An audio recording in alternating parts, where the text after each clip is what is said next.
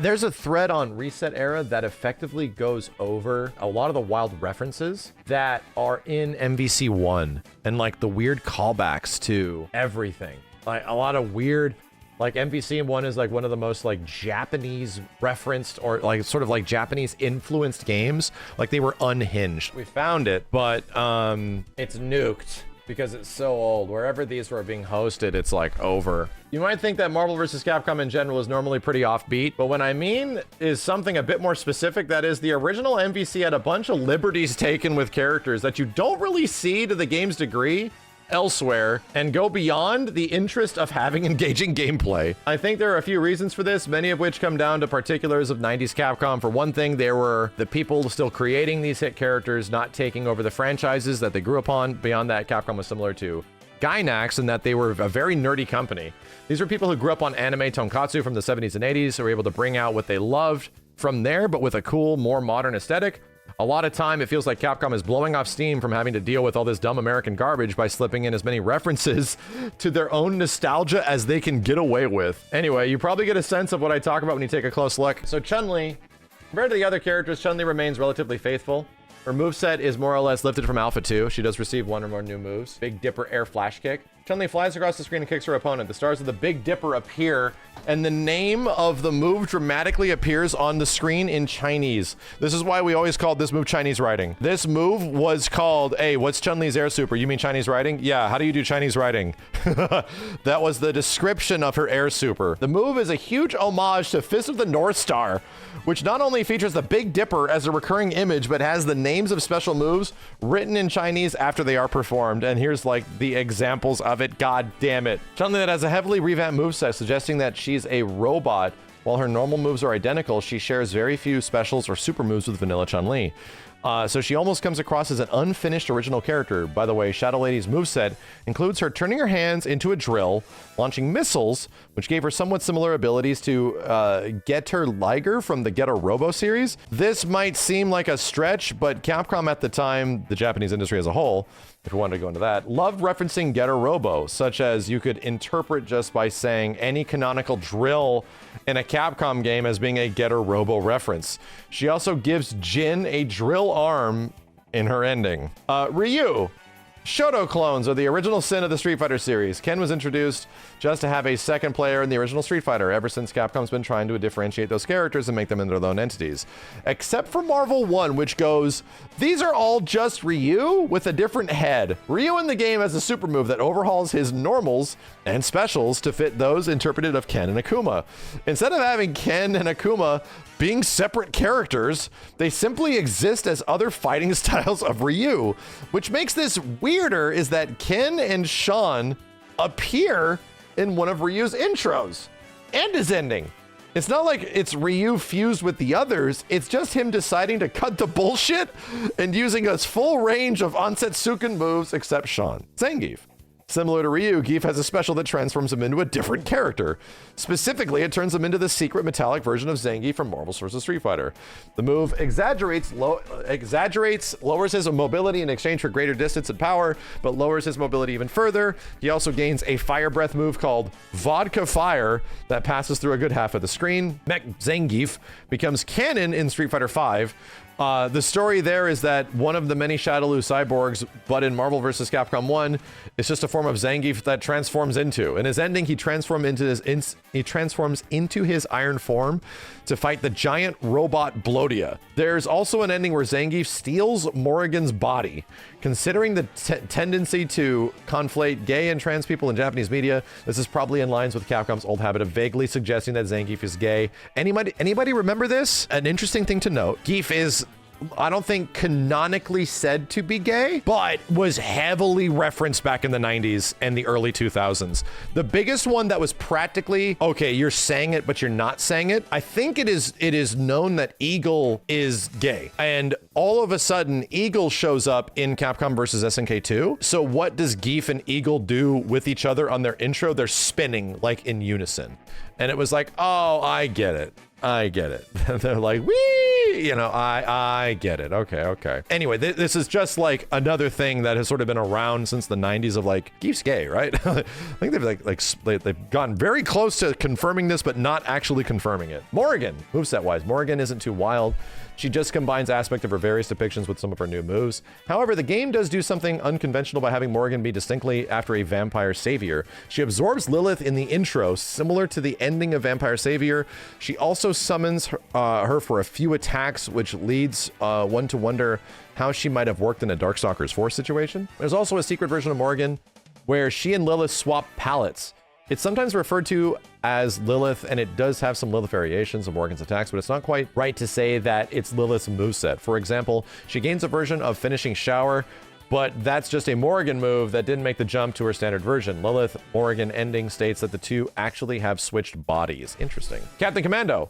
Despite being a character whose history is more in Capcom's American manuals than properly in video games, Commando is surprisingly faithful to his video game. Many of the moves are just exaggerated versions of stuff he does in the game, along with summons of a supporting cast. Captain Commando was originally envisioned to be something like a Flash Gordon, an American comic book sci-fi character. However, MVC depiction may reveal that the developer's tastes were secretly somewhere else. Yeah, the guitar. He strings a guitar with like a cowboy outfit on. Commando's human form, a cowboy in leather carrying a guitar, fits the aesthetic well enough. He certainly seems to be a red-blooded American, but my sneaking suspicion is that it's based off a leather-wearing, guitar-carrying hero that Capcom's developers may have grown up with. Jiro from Kikaider. Oh, this dude like strumming a guitar. So some like, oh, that's pretty. You read the thread on 1421 on stream if you want to grab the images. Did I really? I read this on stream in 41421. Oh, I did it. I preserved it. Collection in here. I don't even need to talk about this anymore. I already talked about it before. I preserved it. Nice. Good shit, chat. Checking the second page there. Good shit. Let's go. Proto-Man's a much more clear. We found it. These characters were heavily inspired for Proto-Man. And Captain Commando's intro, he transforms into a superhero by putting on his glasses. The constant templess shape closer to Ultra 7 instead of the no longer blue version, which, yes, this is old Capcom. And yeah, that's how Captain Commando got the red glasses. It was literally a reference to like 70s, 80s, like Japanese culture stuff. That's how he got red glasses. He did not have red glasses before, dude. That's a new thing. Design in Marvel vs. Capcom 1. Okay. Interesting throwbacks. Mega Man, this one I noticed because even when I was younger and I saw this, I was like, wait a minute, I have never seen this version of Mega Man in any of the Mega Man games ever. I was genuinely confused by it. Check this out. When Mega Man does, well, the drill is a little bit of a reference. I think this is a little loose. But this one was huge. I was like, wait a minute. That's like Mazinger Z or whoever the hell it is? He literally transforms into a giant version of himself that never happens in any of the Mega Man games. And I distinctly remember having the shock where it's like, that doesn't look anything like Mega Man's ever looked. It looks like something out of one of those. Clearly is a slight reference to Roll. I remember this one. Roll has friggin' tit missiles. I don't know why. One clearly is because of this. A slight reference to Roll. Roll does this shit in her super as well. Kind of curious. Strider went through some interesting redesign here. This is the first time he actually shows up like this. Strider strikes me as the most faithful of the characters on the Capcom side of the roster. Most of his abilities in the original game are replicated, including the wall cling, flipping and jumping on his side. His moveset is further puffed up from the generic ninja stuff. Like, I could tell you that the Azuna drop has its origins in a communist manga, but I don't think that anyone thinks of that when they depict the move. However, one noticeable thing about this version of Strider has a long scarf covering his face. This isn't part of his design. In the original game, in fact, it seems to be so universally agreed on in that the Marvel vs. Capcom version looked way cooler than the original than that because the standard started with Strider 2. And the closest ever reference to he did not get the scarf on his face until MVC 1.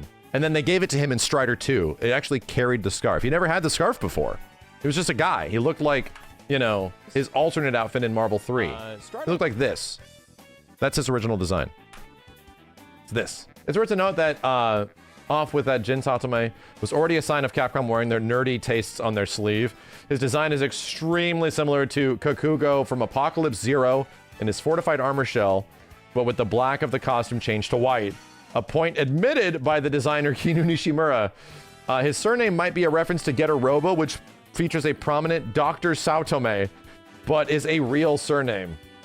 In Cyberbots, you pretty much see him from cockpit view. So this character became a fighting game character in Marvel vs. Capcom 1. Come on. He's from a little game called Cyberbots. This is his giant robot in the background. Reference to all this other shit. This is the crazy one. This is just Sentai Man. It's worth noting to start off that Jin, the costume. Shut up. I didn't realize she was the character designer. It is a real sexual. I don't want to. Oh. So here's the character in reference. Anyway. Apocalypse Zero is essentially Kamen Rider, but with extreme violence, weird monsters, and goofy personalities, sexual characteristics, and post-apocalyptic hellscape setting.